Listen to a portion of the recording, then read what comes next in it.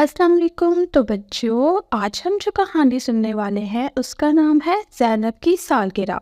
ज़ैनब की पहली सालगिरह करीब थी।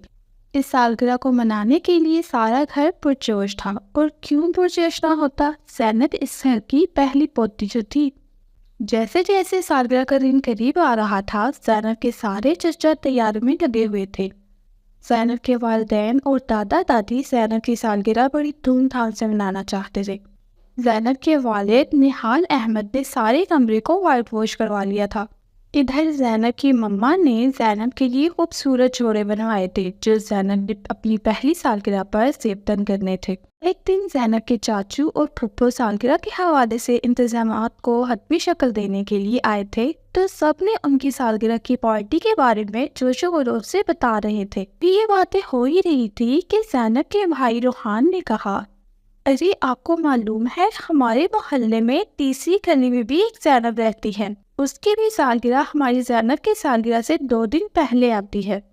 हमारी ज़ैनब की तो पहली सालगिरह है और उसकी चौथी सालगिरह है। उसकी अम्मी अब्बू हर साल उसकी सालगिरह बड़े धूमधाम से मनाते थे, लेकिन इस साल रोहान ये कहकर खामोश हो गया। तो फुप्पो ने पूछा रोहान से, लेकिन इस साल क्या? रोहान ने कहा, अभी 3 माह पहले ज़ैनब के वालिदैन का एक रोड हादसे में इंतकाल हो गया।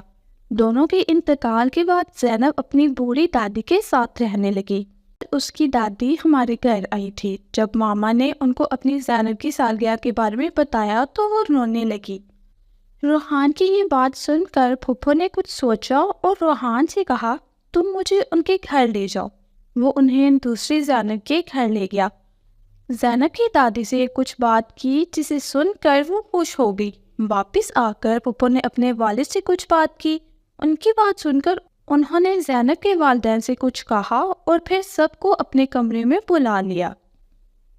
जब सब लोग ज़ैनब के दादा के कमरे में आ गए तो ज़ैनब की दादी ने कहा, भाई हमने आप सबको इसलिए बुलाया है कि ये बात आप सबको बताएं कि ज़ैनब की सालगिरह बड़ी धूमधाम से मनाई जाएगी। घर भी सजेगा और मेहमान भी आएंगे, लेकिन ये सालगिरह इस यतीम बच्ची के घर में मनाएंगे। वो भी सजाया जाएगा।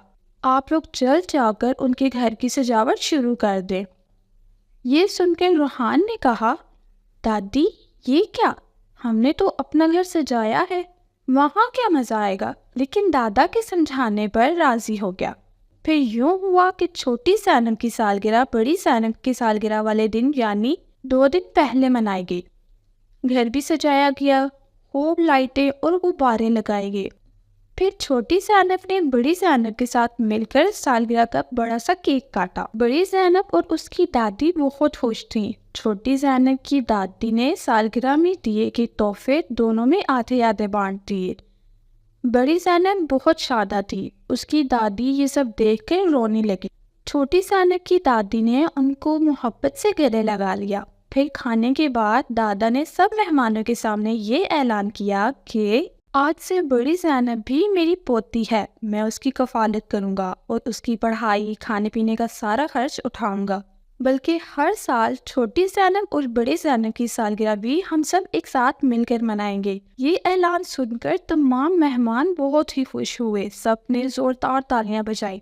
बड़ी ज़ैनब और उसकी दादी की खुशी तो देखने वाली थी। यूँ उसकी सालगिरह बहुत यादगार ठहरी। तो बच्चों, आज की कहानी से हमें ये सबक मिलना है कि अपनी खुशियों में दूसरों की खुशियों का भी ख्याल रखना चाहिए ताकि हमारी खुशी से किसी को कोई तकलीफ ना पहुंचे। तो बच्चों, उम्मीद है आज की कहानी आपको पसंद आई होगी। मिलते हैं नेक्स्ट वीडियो में, तब तक के लिए अल्लाह हाफिज़।